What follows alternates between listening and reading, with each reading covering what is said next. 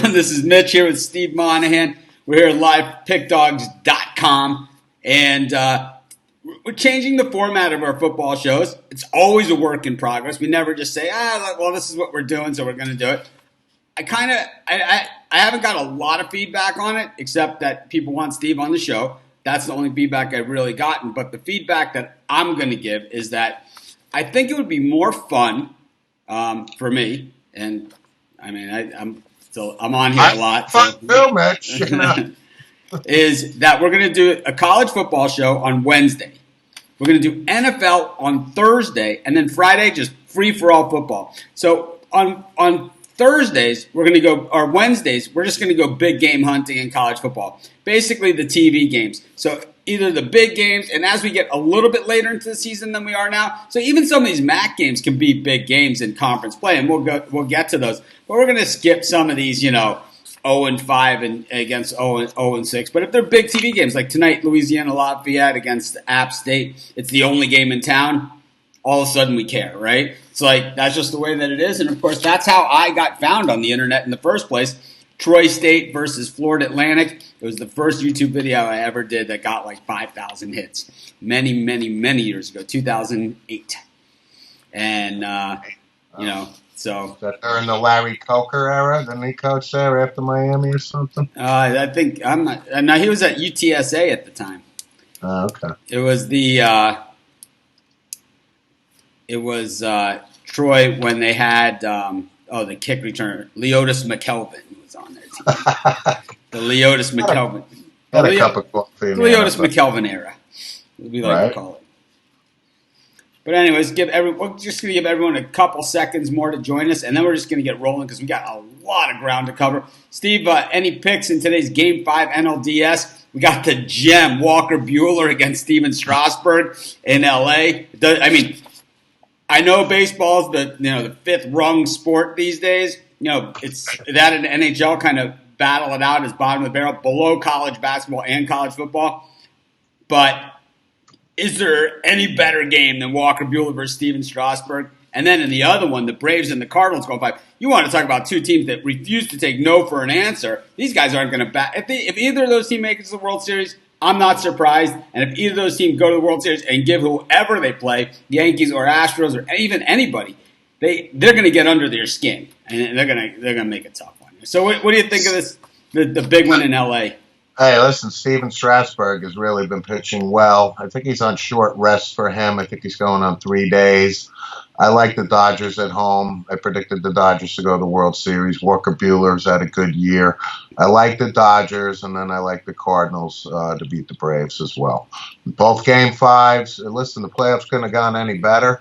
And then, of course, Houston, the Tampa coming back. Obviously, that's not today. We can talk about that later, but baseball's been compelling so far. But I like the Dodgers and I like the Cardinals tonight. How about you? I don't agree with this comment, but that's me. I never agree with much, but I certainly don't agree that the pressure is all on LA. The pressure is all on everybody. It's a game. It's a Game 5. It's a deciding game, and no matter who you are, if you're a professional athlete, the Nationals didn't go into this series. They got nothing to lose here. I think they got everything to lose. They got everything to lose. I mean, how could they have nothing to lose? It's like this is their chance to make the World Series. Five years ago, was it? It was like 4 or 5 years ago. The Nationals had a team that looked to be competitive. They had Bryce Harper back then, of course, and they had a lot of these same players that are on this team. They didn't have Adam Eaton, of course. They had a whole shitload of other players that they traded for him, but they had a really good team. And what they did is around late August, they said, "We're going to shut down Steven Strasburg for the season." The whole year. And it's like basically said we don't want to win the World Series this year. So so while they came in as a wild card or anything, you could say anything like that. And they didn't re-sign Bryce Harper. They didn't want to pay up for him, and I don't blame them, right, Mr. 219. I wouldn't pay that kind of money for him. But I believe the Nationals have built their entire last 10 years on today. So I think there might not be pressure on Strasburg, and there might not be pressure on Anthony Rendon, but I'll tell you what, in that front office, they're sweating bullets because they don't get the Dodgers seem to be in this opportunity every single year. While the Nationals, it ain't going to get any easier in the National League East because the Mets are going to start throwing money around. The Phillies have been throwing money around. The Braves are young and good. It is not going to get any easier. So I think there's a ton of pressure. Listen, the LA Dodgers, as good as they've been for the last 3 years, have not won a freaking World Series since 1988. They're home. Pressure is on them. Nationals, again, I'll stick to that.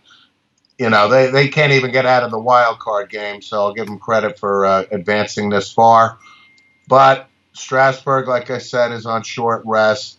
This guy's lights out pitcher, but Walker Buehler, again, this kid's kind of young too. Walker Buehler is only, he's just really coming on the scene. He's had a great regular season.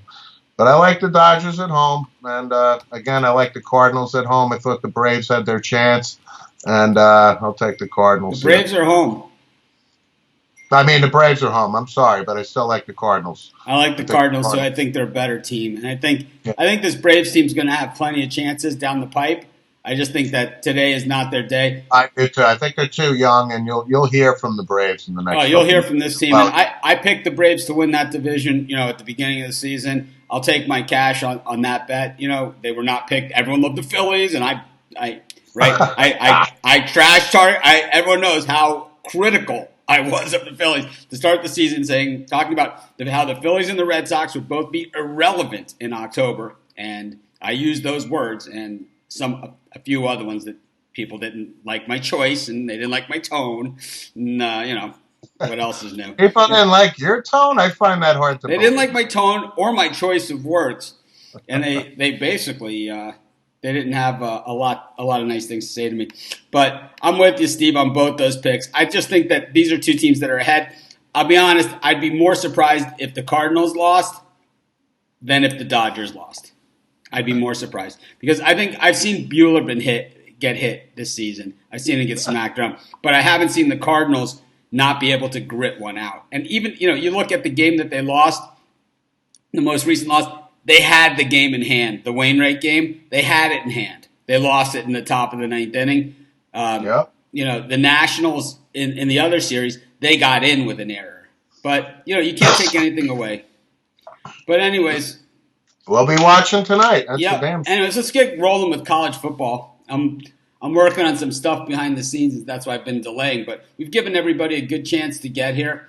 And we got a nice slate of games this week. We start with tonight with Appalachian State and Louisiana Lafayette. As I said this morning, not a game I would be betting if it was on a Saturday. And the only reason we're even talking about it is because it's the only game on tonight. So people are going to care. They weren't sure if they were going to have baseball tonight or not. So that's why they schedule these games like this. I still like App State. I know they're getting a 1.5 here. I know they've given up points. They're unbeaten coming in here. ULL 4-1 coming in. No shrinking violets either. Of the Sun Belt teams, and these are some of the better, best of the bunch. These are probably two bowl teams going at it. I lean to App State. I love teams that play good defense inside the 10-yard line. I know that it's not the same App State defense that they've had in the past, but still, inside 10-yard line. If you can make teams settle for field goals, you give yourself a good chance to win. Steve, what do you think? I'm all in on App State, though. I've picked them a couple times this year. I like their defense, too. I don't see any reason why not to stick with them, especially with the point spread being what it is. All right. After this one, we're just going to go big game hunting down the board. And we're going to go to the NC State tomorrow night, taking on Syracuse. NC State minus 4.5 against the Orange. What are you thinking? I kind of like NC State. I'm kind of disappointed in Syracuse this year. I think that we had big expectations for them. I like them early on. But Syracuse, we talked about them getting absolutely smoked by Maryland in week 2. And I'm kind of disappointed in them. NC State's an underrated team, ACC team. I'll take the 4.5 points and the Wolfpack here. Yeah, I'm with you on the Wolfpack. And I really don't like the quarterback play at Syracuse. And I watched this kid in high school, too. And that's fine. He was a great high school quarterback, and he's going to be a good. He's not translating. He's just not. He's going to be a good college quarterback, I believe, but I think he might be a year or 2 years away from that. I think that you start to see quarterbacks is a position where there's a lot of learning going on, and there's a lot of getting used to the speed of the game going on. And I think that the expectations of this guy just a little bit too high. I think he has the tools. I think he's also going to physically grow a little bit, and I think that's going to help him too. He looks a little small. No, I agree. So I'll go with the Wolfpack here. I think Syracuse, like I said, I think they're having a disappointing year. Expectations were a lot higher. All right, we go to Miami, where my disappointing Hurricanes, after the loss against Virginia Tech, they came rallying back in the second half. Didn't get it done. It looked like they had tied the game. We're going to take the lead late in the game. They missed the extra point. Ends up being tied. It didn't matter. Virginia Tech ends up coming down and scoring a touchdown on them. But they did cover the second half. We did a halftime show, and we pounded the extended line for the second half. So we made a lot of money on this game since we had no bet originally. And we both had Virginia Tech anyway in that game. Yeah. But in this one, the Cavs come to town. And, this in Miami is where, remember, the last game of the Orange Bowl was the game where Virginia absolutely stomped Miami, and the Miami fans haven't forgotten it. Now, the thing about this one, though, is that Miami opened as a 1.5-point favorite, which I thought was an odd line to begin with. 34% of the public are on the Hurricanes in this one, only 34%. But the line has gone from 1.5 to 2.5. So while I've been on Virginia pretty heavily in the videos and talking about this game, I don't know. Steve, what do you think? I don't know either. You know what? I've been all in on Virginia all week. They're 4-1. Bronco Mendenhall's a good coach there. Their only losses to Notre Dame. Miami, like you said, they came back in the second half.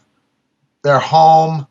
I think Manny Diaz is due a big win for Miami here. For some reason, I'll take the Hurricanes here. I'm getting the 2.5 here.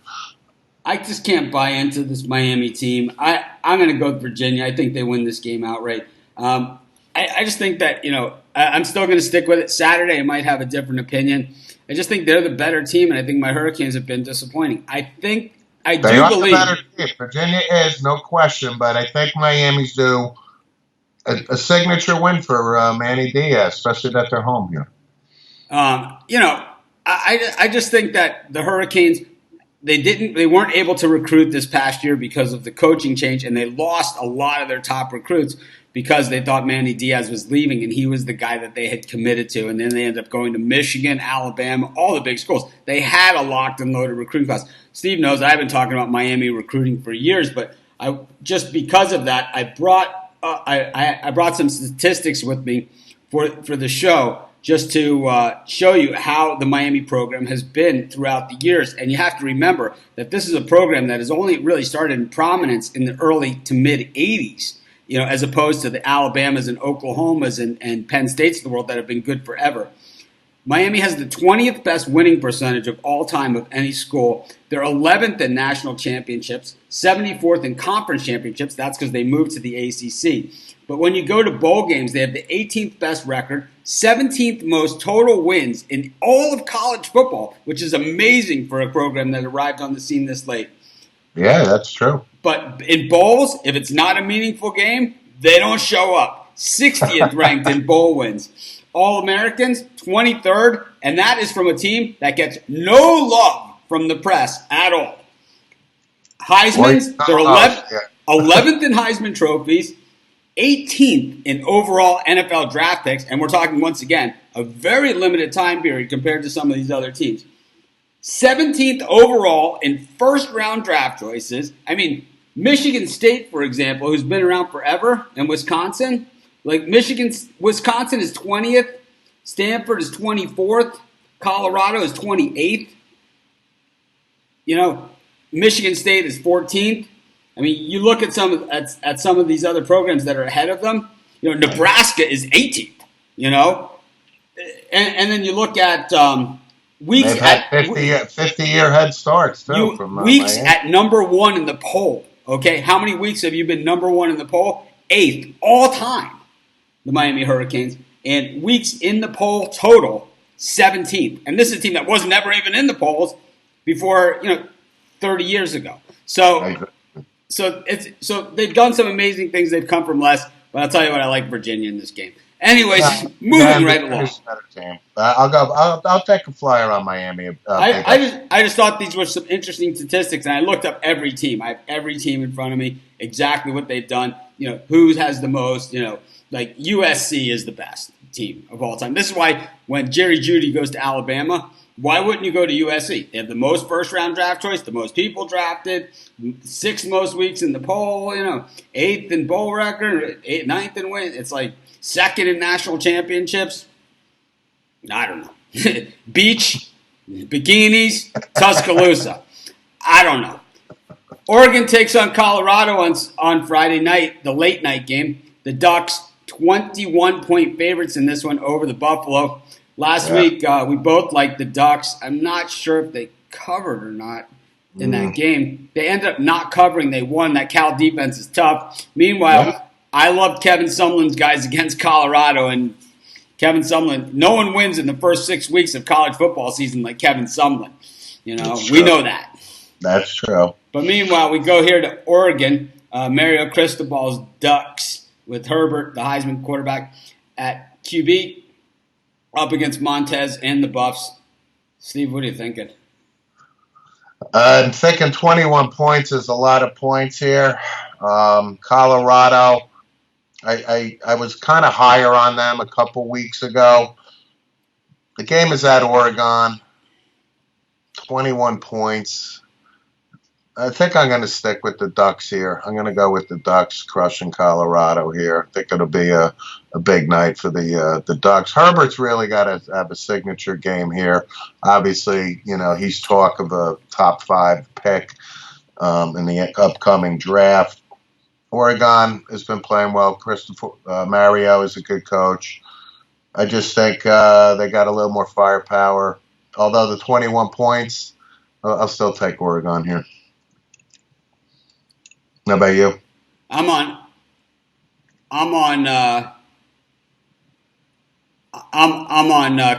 Oregon in this one. I'm going to lay the points. I just think that this is their statement game, and I believe they get it done. So I'm going to take Oregon in this one. I think Montez at QB for Colorado, he's just too inconsistent for me, and I could see Oregon rolling up a big number in this one, and I don't like Colorado having to come from behind. Sure. I mean, this is a tough building in Oregon. It is a tough place to play. Underrated because it's a smaller stadium, but still extremely difficult. Let's get moving right along. We got a lot of ground to cover here. Let's skip over some of these games, and we'll go to Illinois, where the Illini are taking on Michigan. Illinois, 23-point dogs at home. Jim Harbaugh's team bouncing back from that Wisconsin loss and coming back and beating a very, very good Iowa team 10-3 in a game that I will call one of the worst officiated games I've ever seen. The only thing worse than the officiating in that game was Gus Johnson's analysis of the Michigan defense. I mean, it was just brutal. It's like, this is what he kept saying. And, I mean, this is what he said. Every time they get inside the 40, the drives are bogging down. How many penalties did Iowa have called on their offense when they got inside the 40-yard line? I mean, every single time. They had at least 2 penalties, if not 3, and they ended up punting. Well, Iowa only has 3 points. They've been inside the 40-yard line. No. How many times were they inside the 40 then outside the 40? Because of penalties. Not because of defensive plays, but because of penalties. Every time. So, and hence the 10-3 score there. Yep. So, that was the 10-3 score. Michigan on the road at Illinois, laying 23 points. We've talked about Harbaugh. I think the Harbaugh watch is on until the Ohio State game, or it will be on once they lose to Ohio State, because I'm already predicting they'll lose to Ohio State. But I'll take Illinois, Lovey, here. I think Michigan obviously wins the game. They're a better team. But 23 points is a lot here. I can see Illinois losing by 17 or something like that. I'm not overly impressed with Michigan. I'm really not a big Shea Patterson guy here. I've seen enough of him by where he does nothing for me. So I'll go with Illinois here, and to lose, but I just don't see Michigan covering 23. I'll take Illinois plus the 23. I think this one gets a little ugly. Going to Yeah. fly right by these games. We got a lot of ground to cover, so going to pick up the pace. Those of you joining us a little bit late, we've changed the format of our show. Nothing new. It's always a work in progress. But we're doing college football. We're just going to go big game hunting here, pick out the bigger games, the TV games today. Then tomorrow we're going to do our NFL show. And then Friday we're going to do football free-for-all, where all the questions come up from you guys. But today we're going to go over all the big games. You don't need to ask about them. We're going to go over them. And then any ones that we don't go over, you can join us Friday, and we will we'll be going over them then. So Cool. Let's get to Temple versus Memphis. They don't all have to be the big conference. Temple 4-1, Memphis 5-0. This is it's a big game for it's not teams that we don't know, so I think it fits the program. Yeah. Temple getting 6 points at home in this one. I'll take the Temple Owls here at home. I mean, I know Memphis is undefeated 5-0, Temple 4-1, but I like the fact that the Owls are home here. I'm not overly impressed with Memphis, to be honest with you, but I'll go with Temple and covering 6 points, winning by a touchdown. Yeah, I'm going to go Temple here too. I've said this once. I'll say it a million times. Temple's a team that plays on emotion, and that's a big thing, especially when you're home. So the home crowd with the Owls. I could see them getting hyped up for this one, and with undefeated Memphis in town, it's only going to take it to another level of enthusiasm. The only problem I have is that with just 57% of the public on Memphis in this game, the line's gone from 3 to 6, so it's doubled up with only 7% more on Memphis. So there's some big bets here on the Tigers early. We head to the Texas State Fairgrounds, where they'll deep fry anything you bring them, and even if you don't bring it, they'll deep fry it. Deep fried Oreos, you get deep fried whatever you want. Steve, Right. will deep fry your whatever. It's the Red River Shootout we're talking about. Yes. I got to go all in on Oklahoma, and I'll take the 10.5 points on this one. It's at 11. I love Texas in here. Is it 11? Okay. Yeah, I'll go on Oklahoma. I love Texas here, and I just think Jalen Hurts, baby. Jalen Hurts. So I'm going to take Texas. Jalen Hurts to me is, like I said, if he wins the Heisman Trophy, he's in contention. I don't think he translates obviously to an NFL quarterback, but I can see him making an NFL roster as a hybrid type of player. Yeah, I don't see it. That's for another day. I'm going Oklahoma all in. And I love this Sam Ehlinger kid though with Texas, to be honest with you. Yeah, I just think that this is a signature game for this Texas program. They've played tougher already this season in LSU, while Oklahoma hasn't really been tested, and I think that that's going to help them. These games, Oklahoma's had a big edge in recent years, but Texas hasn't been very good in recent years, and I think that Texas stands up in this game, and I think they make it very, very close if they don't win it outright. Okay. We go to Rocky Top, where the Vols try and get off the schneid, 1-4 on the season, hosting Mississippi State. I love Mississippi State here, minus the 7. The thing about this one, 62% of the public on the Bulldogs with me here. And the line has gone from 6.5 to 7. So this is more of a typical line move for this type of number. It's not like the Memphis where 7% of the bets, but a double move. So, I'm all in with you on Mississippi State. Tennessee is just having a disastrous season. I don't see it improving, and I'll go Mississippi State. The Vols are just playing bad football all around, man. This could be a best bet of the day for me. Me too. Me too. Go to between the hedges in Athens, where the Georgia Bulldogs take on South Carolina. Georgia laying 24.5 at home in what is always a heated rivalry game. To me, this just looks like way too many points. We saw South Carolina cover at home, getting 25.5 against the Crimson Tide. Here taking on a Bulldogs team that I think is faster than Alabama, but rarely seems to blow people out of the building. And yeah, you're right. So I'm going to go with South Carolina here. This game means more than just a football game. Like, I'm from Miami, and I always say this, and Steve has heard me say this my whole life, and he doesn't believe me, but I say it all the time. I say, we can go one, back in the day it was 1-10 when they had an 11-game schedule, and now it's 1-11. And I say, we can go 1-11 every year, as long as the one win is against Florida State. And if we play Florida, 2-10 or 2, whatever, as long as the 2 wins are against those 2 teams, or Notre Dame. If it's Florida, Notre Dame, and Florida State, we go 3-9 every year, and we beat Florida State, Florida, and Notre Dame are our 3 wins. I'm good, and I am good with those. And I think that's the difference between college football and NFL football, is that games like this are bigger than some of the, winning a national championship or winning a bowl game. These are the games that keep coaches' jobs. And these are, losing the national championship, you're not going to get fired. In the NFL, you lose in the playoffs, you're going to get fired, right? You consistently, like ask Marvin Lewis, you consistently lose in the playoffs, just getting to the playoffs and then losing, you're fired, right? As opposed to some other guys that don't even make it to the playoffs. Like Jason Garrett didn't make it to the playoffs for years, right? But he never got fired because he just never lost a big game.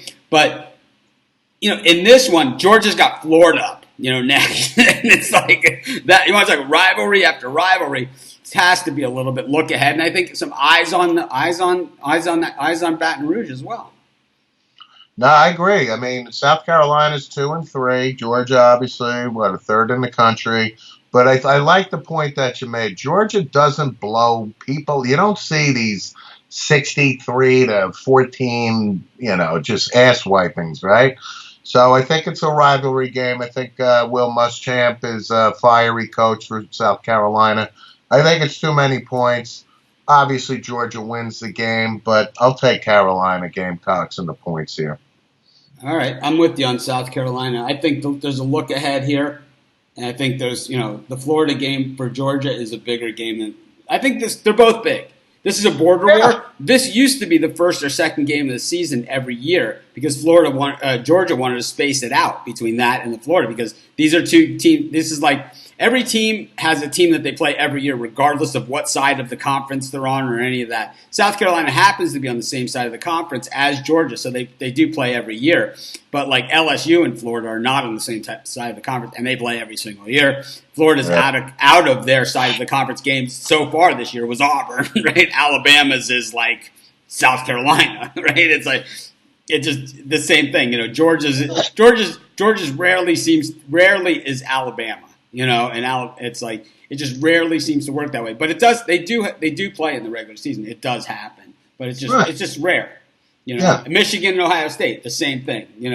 They're on the opposite conference, but they play every year. Miami and Florida State. Meanwhile, Miami and Clemson, they hardly ever play each other, right? Well, even like last week, Georgia played Tennessee. You would expect them to beat them by freaking 50 points the way Tennessee's playing, like we talked about. They didn't. They did. Yeah, but you know what I mean. But if the game was 29-14, it should have been 50-0 by the end of the second quarter. It should have been. I watched the game, and I'm telling you, it could easily have been that. Right. Georgia was bored. Was bored. I'll take the Carolina Gamecocks. I'll tell you, Georgia was bored in that game. We go to Duke, returns home, takes on Georgia Tech after that disappointing effort last week against Pitt. Georgia Tech, this team looks like a team that is lost. Duke laying 17.5 at home in the post-Daniel Jones era. Yeah. I got the Dukies all the way. Georgia Tech, man, what a bad year they're having. I ain't taking no stock on them. I got Duke here all the way. Yeah, Georgia Tech hasn't covered a point spread all season. I'm going to stick with Duke myself. We agree on a lot of games this week. I think part of it is that I swung Steve a little bit to the dark side. I think he's been backdoor covered on here a couple times with the half points and with the late touchdowns, the meaningless touchdowns. And Steve, all it takes, and this is why, at my other website, 4 million people a month watch me because I'm not afraid to take the underdog. You stick with me on some underdogs, and you watch those Thursday night games, and the team scores, 17.5-point favorites, up by 18, 4 seconds left, and the other team throws one into the end zone, and the defensive back is talking to his friend, doing a selfie or something. Right. And, you see it all the time. But keep rolling right along. We got Wisconsin taking on Michigan State. The Badgers, 72% of the public on them. 10.5-point favorites, opened at 10. Sparty, 10.5-point dogs on the road a week after. So it's back-to-back road games for Sparty after the their hindies are a little sore after their visit to Columbus. They are. Wisconsin rebounded nicely. They scored a lot of points last week, and I like the fact. I'll go Wisconsin. I like them to cover 10.5 here. And I know, like you said, Michigan State's played hard. However, I go Wisconsin. I think Jonathan Taylor in that rush game is pretty powerful. And I like Wisconsin here. Yeah, for me, I'm going to go with Michigan State. I just think that that 10.5 is just a lot, and I think Michigan State is a pretty proud program coming back from last week's loss. I expect them to come back strong, just like they did off the Arizona State loss. They played really, really hard the next week. We saw Wisconsin struggle to move the ball against Northwestern, and Michigan State has a better defense than Northwestern, and I think that Dan Antonio will dial something up. I think this is going to be a close game. I think it's going to be a physical game, and I don't think that Michigan State's going to lay down. The thought of them getting blown out on back-to-back weeks, pretty slim. I'm never a Big Ten fan. I'm not like a Michigan State guy or anything like that. I just think that they can keep it within the 10. Northwestern showed how to shut down the Wisconsin offense. Wisconsin covering 10.5 here. I can see it a 14, 17-point victory here for the Badgers. Yeah, I could see. I could see this game being 10-3. I'm going to take. We go to College Station. Jimbo Fisher and the Aggies taking a shot at the Crimson Tide at home. No one can say one word about Texas A&M scheduling this season. That's for damn sure. That's for damn sure. They have played them all. They've played Clemson. They played Auburn. Yep. Now the Crimson Tide of Alabama. They played 1 and 2, no matter what order you got them in, and Auburn, who is ranked in the top 10 as well. This is only their 6th game of the year, and I mean, Jimbo Fisher. I know he can recruit. I think he's a reasonably good coach, but he's not a great head coach, like a great X's and O's guy. And Nick Saban, his record against his assistants, oh man, is not pretty. So, it's pretty for Saban, not for his assistants. So, no doubt. The thing here is that A&M being battle tested and Alabama being on the road and not being really battle tested. Their only other tough road game was South Carolina. They didn't cover against the Gamecocks. I know they were laying a lot more points than this, 9 more points than they're laying here. But I don't know. I think Texas A&M is 9 points better at home than South Carolina is. So I don't know.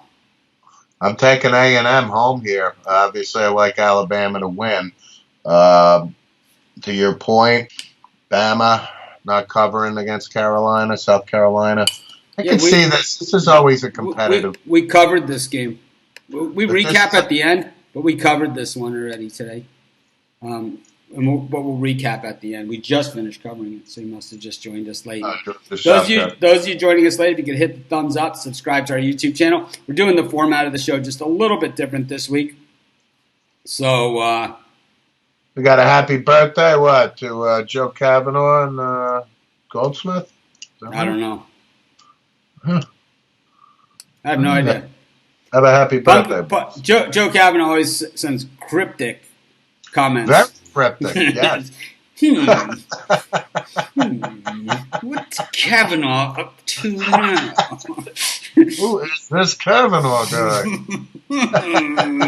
Vexing. Is that Kavanaugh with a K or a C? Kavanaugh has got us again. Damn that Kavanaugh. Anyway, Cincinnati Bearcats. I like A&M here. Yeah, we're on to the next one. We're going to Houston, where the Cougars are taking on Cincinnati, coming off of a big win against UCF. Exactly how I drew it up on the telestrator on the show. I said, remember the game against Pittsburgh 2 weeks ago? you're going to see Cincinnati be a better version of what Pittsburgh did. Exactly the same game plan. Imagine this. It works. Yep. I like the Bearcats. I like the fact they're 4-1. They're laying 7.5 was the Yeah, last one. someone's asking about the Braves game. This is our college football show.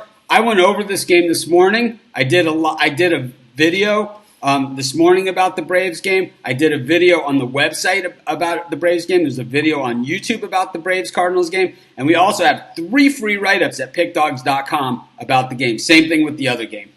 We have them all. This is the college football show. We covered those games this morning. They're covered at the website. Normally, I love to cover all the games and whatever, but it's like this game, I've covered it 5 or 6 times. There's only so much I could possibly say about the game, and we have it all out there. All you have to do is go to our YouTube channel, and you'll see I have a video. It's called.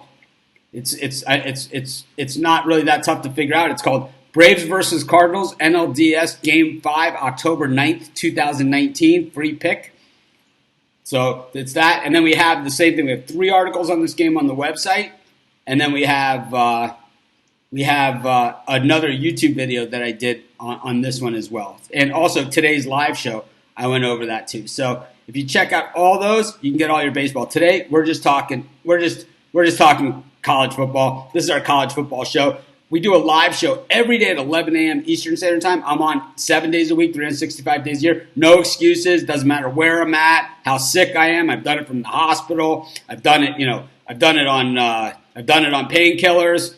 Probably not my best show, but I've done it. I've done it without teeth. I've done it with like cotton gauze, like jammed in there to surf face. I've done it every which way possible, and but every day at 11 a.m. Eastern Standard Time. All of our questions on the live show, on the 11 o'clock show, come from our live audience. So hundreds of people asking questions. We do hundreds of free picks.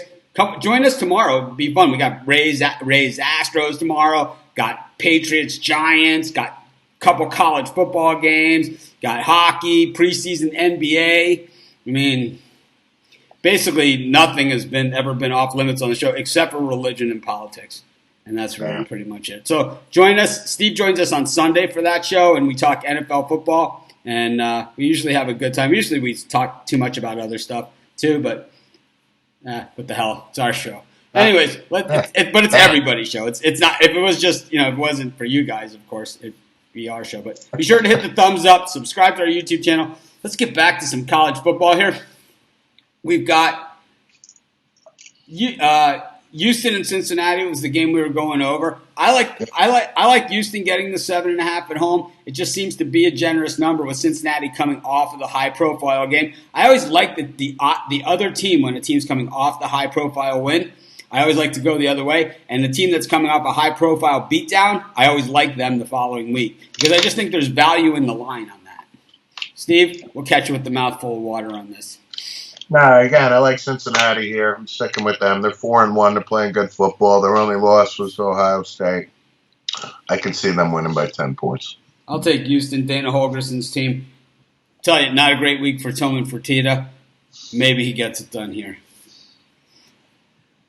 Got Arizona State, Herm Edwards hosting Washington State. In this one, ASU opened as a 2.5-point favorite. They're a 1-point dog in this one. Oddly enough, with 61% of the bets being made on Arizona State. We call this inverse line movement, with more of the bets on one side, but the line going what would logically be the other way. And somebody knows something, or someone missed their analysis when making the lines. All these things happen. We know the Sun Devils 0-3 against the number at home this season, and Washington State 1-4 against the number overall this season. Yeah. This might be a penny one, brother. Just looking at this, I'll take Arizona State here. This kid Anthony Gordon's throwing for a ton of yards for Washington State. I saw them play a couple weeks ago. I was actually less than impressed than I thought I would be going into the game. I'll take Arizona State at home by a field goal or so here. I'm going to take Arizona State, too. I love defense. I always take defense over offense. Let's go to Death Valley, one of the Death Valleys. We got Clemson taking on Florida State. Clemson 27-point favorites. With only 44% of the public on the Tigers here, the line has moved 2.5 points to the Tigers' direction. Of course, Trevor Lawrence, Etienne, what more can you say about what Dabo Swinney's done at Clemson? Meanwhile, at Florida State, this was a team that we left for dead after the first couple of weeks, and now Willie Taggart's team is playing some real football. This is a team that has some real athletes at Florida State, and you could say whatever you want about the way that the team has played the last couple of years. You look at the recruiting classes, and when they do those recruiting rankings, Florida State is always in the top 10 of those recruiting rankings. Yep. That means they have players that can fly also. When Florida State and Miami play, even when the teams aren't good, the game is at a different speed than when anybody else plays. It doesn't matter who it is. And now we're starting to see Georgia at that same level too. But generally, speed can run with speed. 27 is a lot of points. That's right. That's why I'm going to go with Florida State here. I'm going with Florida State as well in this one, taking the 27. I just think that they can run with them. I think that the Clemson defense is going to be the difference in this game. I think they're the ones that are going to win this game for them, and I don't think Clemson definitely wins the game. But I'll they have Clemson. I mean, as good as the Clemson offenses have been in recent years, the defenses have been even better. And I love defense. Speaking of defense, Baylor taking on Texas Tech in this one. Texas Tech coming off the monster win over Oklahoma State. So what happens? They're 11-point dogs at Baylor. Baylor 5-0 on the season. I know Steve loves him some Baylor football, and Baylor wins this one. They're bowl eligible if they're not if they are eligible for a bowl game. But they are five. They are. Why? Think probation might be in the cards. No. I think they might have some existing. I know. I'm kidding. I mean, Christ. Who's in more trouble than Baylor? Well, there's a few programs that are. Kansas basketball is one of them. Right. However, I'll take Baylor. They are playing pretty good football, 5-0. Texas Tech, to your point, had a big win. Oklahoma State, they're going to Baylor. I can see Baylor winning this by 2 touchdowns. So 39% of the public on Baylor, and the line moves up a half a point. Once again, inverse line movement. I like this one. Once again, a team coming off of a high-profile win over Oklahoma State. I love going the other direction. A Baylor team that's people just like Steve. It took him a few weeks to even hop on board because nothing personal, but I personally can't stand these guys. Right? No, I can't either. Don't get me wrong. No, that's you. I like them. I give them a pass. I think I honestly think that if you can give Penn State a pass, then you can give anybody a pass. And if you could say that they've gutted everything, and the people that had anything to do with that are not these people, and that's the excuse that they say about Penn State. That's what Kirk Herbstreit says about Penn State, and that's what everyone says. And he's like, we understand horrible things happened here, horrible things that should have never ever happened. And Michigan State, right? Oh my God, the gymnastics or whatever. I mean, oh my God, right? Yep. But they purge and they say the people that happened here are not these people. And I'm going to say that with Baylor, and I'm going to give them the pass. If they get in trouble again, they're on my shit list. That'll be it. No. It'll be on the Mitch death penalty. It was like SMU. It wasn't their first time they got cracked why they got the death penalty. It was that they got cracked, and then they just said, yeah, well, all right, well, we'll just pay everybody then. Instead of just paying these great players, we'll just pay everybody instead. Listen, I'm not draconian here. Listen, I agree with that assessment. If you're going to purge the previous regime, get them out of there, and you got a new regime in there. The university's still going to be there. New players, new coaches, new administrators come in. I'm not draconian in that way. However, I just think Baylor is a program that's always been in trouble because of the Texas boosters and the do big in Texas and all that stuff. But I'll go with the Baylor Bears this week, laying the 11 points. Move on. Well, we got West Virginia taking on Iowa State. West Virginia was getting 10.5 last week against Texas, and I was on the wrong side of it. They ended up losing by 11. I hate that half a point. Should have bought that. And then this is the beauty of it is in the Facebook group. I love the after the fact people. The people. Everyone knows. These are the people these are the things I can't stand the most. Of all the things that piss me off. The things that piss me off the most are the people that make a pick and then say, thank me later. I Hate it, right? Thank me later. So if you lose, we get to just berate you, tie you to the stake, and burn you, right? Instead of thanking you. Or we get to just, how about you just stand there and we all get to kick you in the teeth? How about that? If you say thank me later. It's like I've given out probably in the last 12 years, I'm going to venture to say I've given out, I don't know, 70,000 winners. I've probably given out 70,000 winners. I've never said thank me later to one pick I've ever given. I always say, when we win, we quietly cash our ticket and move on to the next game. When we lose, we don't kick ourselves too hard because we don't pat ourselves too much on the back when we win. We don't kick ourselves when we're down. Tomorrow, it's a whole new slate of games, and you're only as good as your last game. It's like it just bugs the crap out of me. I hate thank me later. I can't stand it. I also it's like unsolicited advice in golf. I had a discussion on the golf course with some guy this morning who, anytime I'm off the green, even if I'm just barely on the fringe, I always chip. It's like, you should have putted that. It's like, I didn't realize I had signed up for a caddy at the pro shop. It's like, you play golf the way you want to play, and I'll play the way I'm aggressive, man. Everyone knows it, man. That is my game. It's like, you shouldn't be firing at the stick. You should be leaving yourself like an ice. That's my game. It's like, you shouldn't hit a 5-wood from there, and you should maybe be thinking like laying up and staying clear of the trap or so. It's not my game. It's not how I play. I am aggressive, and I'm not going to apologize for it. Aggressive with my betting. I'm aggressive with my golf game.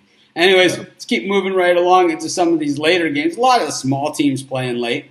Well, who do we like? West Virginia, Iowa State. I like West Virginia plus the points in this one. Iowa State plays in too many close games for me. I think they have a chance to win the game, but for them to beat anybody by 10.5 points, way too many. I agree. I'll go West Virginia. The other thing I was going to say is I hate the people that after the fact told you so. Yeah. Told you so. Well, you should have. You should have done this. It's like, yeah, man, the guy dinged my car door. You shouldn't have parked in that spot. Nice. You shouldn't have done. It's like, no shit. Did you see the cart right there? We're like, a little too close. It's like to I burnt my hand on the pan. You shouldn't have done that.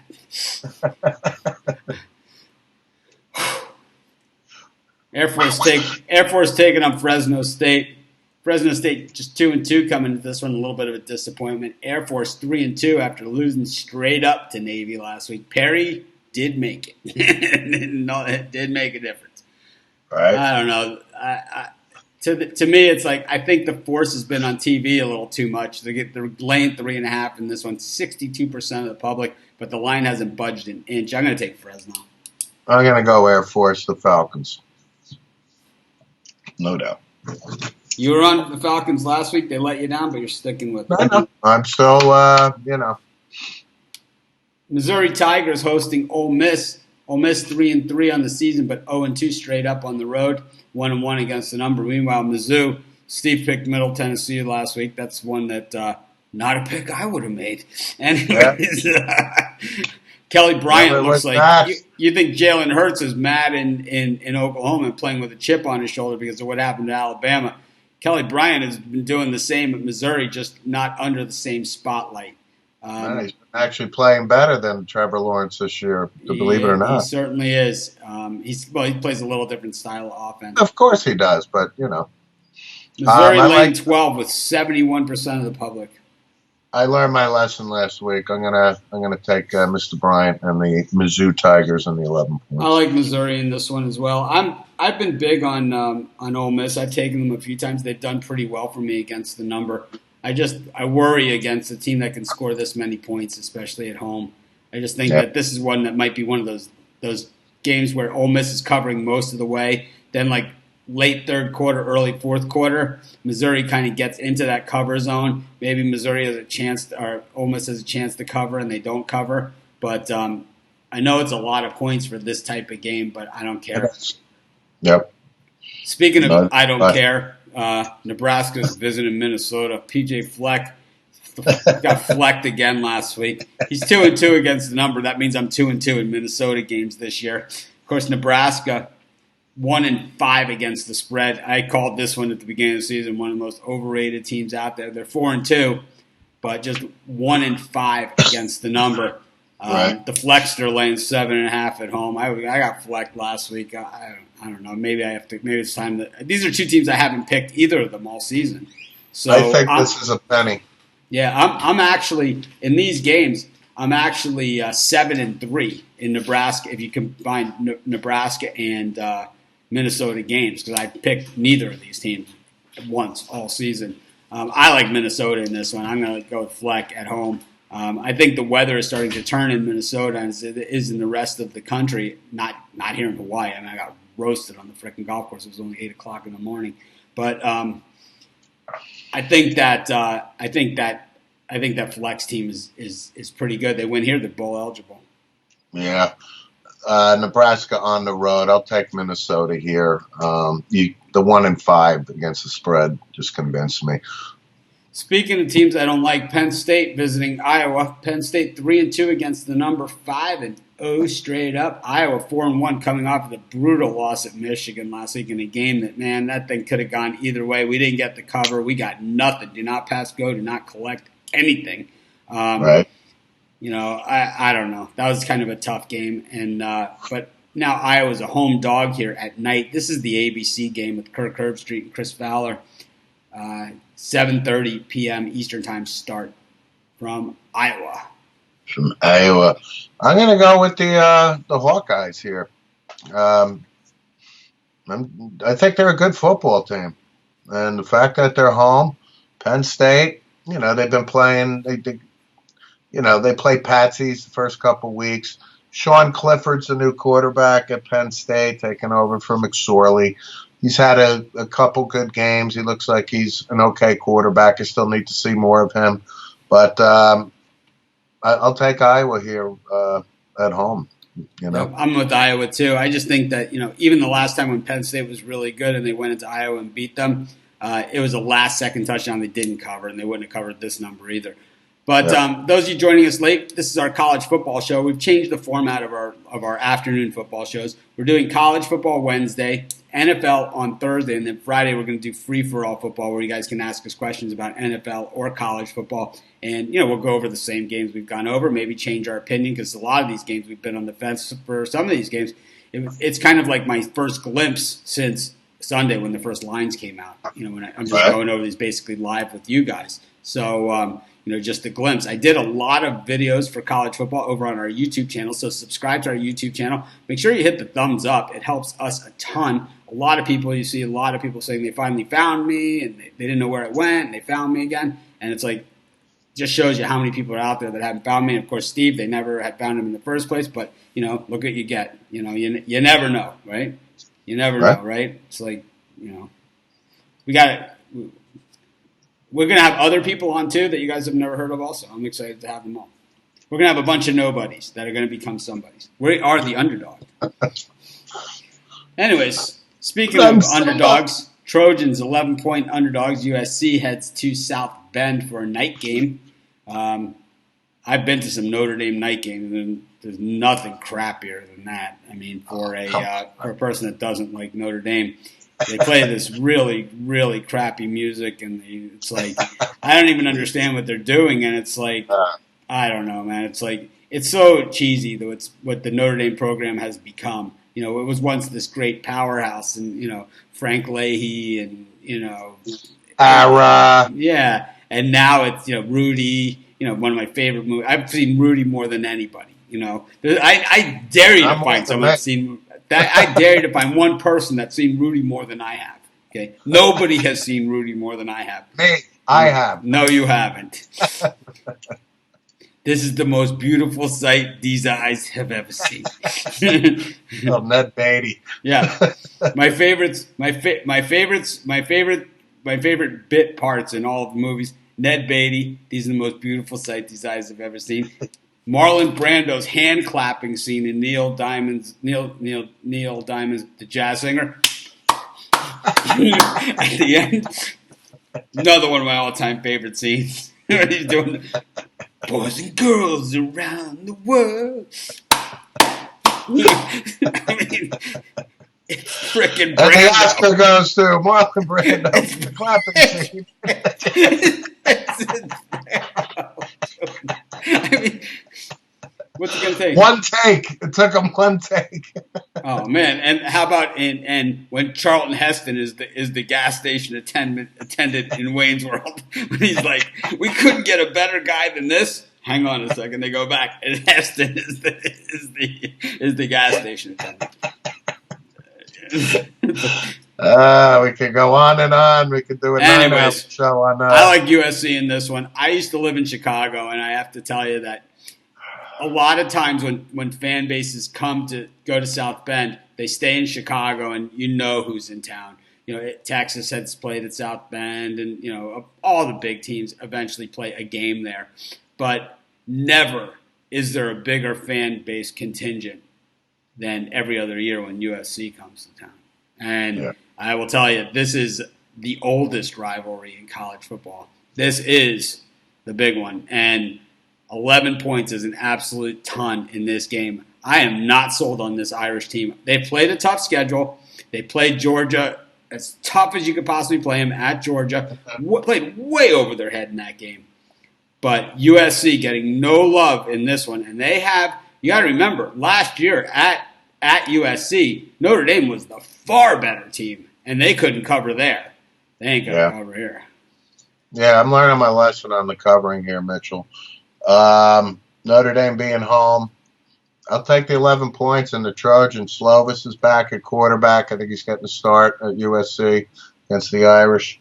And it's a lot of points. It's a rivalry game, like to your point. When USC comes to town, these games are USC typically outright wins. If not, it's a close game. So I'll take USC here too. Sounds reasonable as we head to Tulsa, where Tulsa takes on Navy. Tulsa 2-3 on the season, but man, they had SMU dead to rights last week in that big one. They lost in overtime. They were getting 12. It was one of those games where I said the same thing that I say all the time. As soon as the public jumps on board, time to get on the other side, and we did that just in time with Tulsa. They lost the battle. They won the war. Same thing. I didn't have them on the money line, so it was the same thing to me as if they won by 60. So here they host Navy, who comes off the big win against Air Force. And you want to talk about the funky line, this game's a pick-em now. This is like that Army-Tulane game last week. I have to go with Tulsa here at home. 39% of the public on Tulsa in this game, and the line is still dropped. I'm gonna take. I'll take Navy. I like Navy here, especially in a pick'em game. I know it's on the road for the middies, but I'll go Navy. Yeah, Ray, you missed our show like for baseball. That was this morning at 11 a.m. We're live every day at 11 a.m. Eastern Standard Time, where we're talking every game of the day. On Wednesdays, Thursdays, and Fridays, we do football shows in the afternoon. So if you want to see our baseball show, you can just watch the replay on YouTube. It's not baseball; it's all the days of the game. Plus, I did YouTube video on this game, and we have 3 write-ups on it at pickdogs.com. Plus, we have a Facebook group that discusses it. If you want, Steve and I can do a baseball show every day too, a 10-minute baseball show. I'll do it. I don't care. I mean, I'm here anyway. Yeah, it's it's enough, and I'm not even sure what I have to do, but yeah, Ray, you should be in our Facebook group giving out your picks. Yeah, I'm more than encourage you.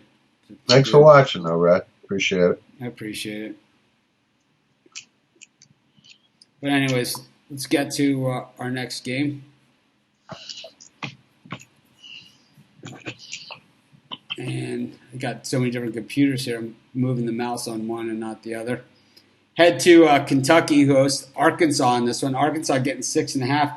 Surprising, both these teams are 2-3 coming into this game. Arkansas has been a doormat for a few years.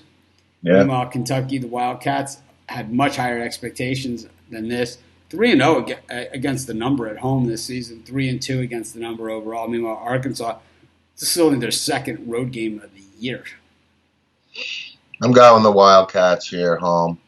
Kentucky, to your point, I think the expectations were a little higher. Obviously, when you think of Kentucky, you're thinking basketball before the football team. But the fact that they're home, I'll take the Kentucky Wildcats here, home cover. I'm gonna go. I'm gonna go to Arkansas. I just don't like the line movement in this game. 73% of the public on Kentucky, and the line dropping a point. Normally, with 73%, you'd see line movement going the other way. It just tells me there's a lot of bets on Kentucky, a real lot of bets on Kentucky, but the big money is on the Hogs. We head to Corvallis, where the Oregon State Beavers take on Utah in Pac-12 action. Oregon State, one of the teams that's gone back to back as my dog of the day on Saturdays, hitting in both spots. An outright winner against UCLA this past week, and of course covering the 3.5 against Stanford. They lose by 3. We're getting 3.5. Sounds like a cover to me, and it was. Our dog of the days on Saturday have been in fuego. And what? I get 14 the last I looked, right? Yeah, 14 points in this one. I like Utah, though, in this game. Of course, once again, the scary part, Utah 70% of the public. I usually do not feel comfortable in that zone, so I might have a change of heart on this one on either our Friday free-for-all show or on Saturday. I'll take the points there in Corvallis, especially, like you said, they've covered for you the last couple of weeks, so I'll go with the Beavers. They're 2-3, I think their record is, but I'll take them at home here. Utah's a good team. I'm going to take Utah after the week off because this is a team that hits, and I think teams that hit off rest are usually pretty good. And speaking of hitting, so-and-so's got to go. Baton Rouge, Louisiana at night, SEC Conference. LSU hosting Florida. SEC West versus the SEC East. This is a good one. This is a good one. This is really what it's all about. Florida coming off of the homecoming win against Auburn last week. I mean, who schedules Auburn as your homecoming opponent? That's guts. And we all know that Florida hates LSU's guts. So, a couple of years ago, there was a hurricane in Florida. LSU was the scheduled opponent that week. The game was supposed to be postponed until later on in the season or directly after the season. LSU tried to get out of the game altogether. Florida said, we're playing you whether you like it or not. We're going to show up at your front door. They ended up hosting the game at LSU, gave away free tickets, and Florida stomped them as a huge dog. The Gators are still pissed. I mean, they're still mad. It was 3 years ago. They're still mad. And they got a good coach now in Dan Mullen. Getting 13.5. Mullen, some super questionable decisions in that Auburn game. Super questionable. The fake punt at your own 23-yard line, didn't get it. Auburn ends up scoring a touchdown off of that. And 2 plays later, made it a game. What Mullen is able to do, what he's been able to do at Florida so far, is ride somebody else's recruits really well. And that's what he's been able to do because P. Ryan basically bailed him out, and he's not a Mullen guy. Well, that's your opinion. I'm more. Also, that defense is not Mullen recruits either. Okay, he hasn't been there long enough to get his recruits then. Come on, man. So the fact is the Gators are on the road at LSU. LSU's laying 13.5. It's they, like to your point, they hate each other. LSU it's Joe Burrow, man. He's a good quarterback. He's got some really good numbers, man. They can put some points up. I got to go with the LSU Baton Rouge Bengals here. I like them by 2 touchdowns over Florida. I see Florida's tripping up now. Well, everyone knows I hate the Gators like I hate Ohio State and Notre Dame. I mean, that's the evil trilogy for me. But I'll tell you, I love them in this game against LSU. I just love defense, and I don't think LSU has really faced one so far this season, at least nothing like this. And Jabari Zuniga's been out for the last 3 weeks for Florida, and I think he is going to go in this one. I think he's a difference maker. So I like him throwing the ball all over the place. Yeah, I think Florida pass rush is going to be running him down and slamming him, and he has not been hit. I like LSU at home in this. Yeah, Florida defense just way too much for LSU in this game. It's a lot of points, I know. 13.5 is a bundle for an undefeated team that's been tested. Okay. We agree to disagree on this one. Yep, it's a big one, and it'll be decided on the field. Great game, though. Just like the Texas A&M Auburn game was. Anyways, we got Arizona taking on Washington to close out the night. Arizona +6 at home. 70% of the public is on Washington heading into this game. The line has dropped a half a point. Ugh. I'll take Arizona at home. Washington, a little disappointed in them. I think their stock was a little bit higher a few weeks ago than what it is now. It's 6 points on the road. I'll take Arizona here. Yeah, I think I don't know Washington. Which Washington team shows up? The one that's been there's been good Washington and there's been bad Washington. Consistent. There's no question. Kevin Sumlin's teams have played well. I mean, Arizona's the one that's 4-1 in this thing, and they coming off of a road win at Colorado. To me, this is the coin flip game. If I could find the penny, to me, I'm going to flip it on this one because this would be the game. In the meantime, I'm searching down the penny, which I have located. We're going to do one more game after this one. But for those of you joining us late, so we got Arizona and Washington. For those of you joining us late, be sure to check out pickdogs.com. It's Washington. Those of you who joined us late, check out pickdogs.com. We changed the format of our football shows. We're just doing the college football, kind of the TV games. Last week's college football and NFL shows went like hour and a half. This week we're about at an hour. If we never cover UMass again, I'll be very happy. Yeah, I gave out a pick in that game already, Ray, and we'll recap it at the end of the show. Yep.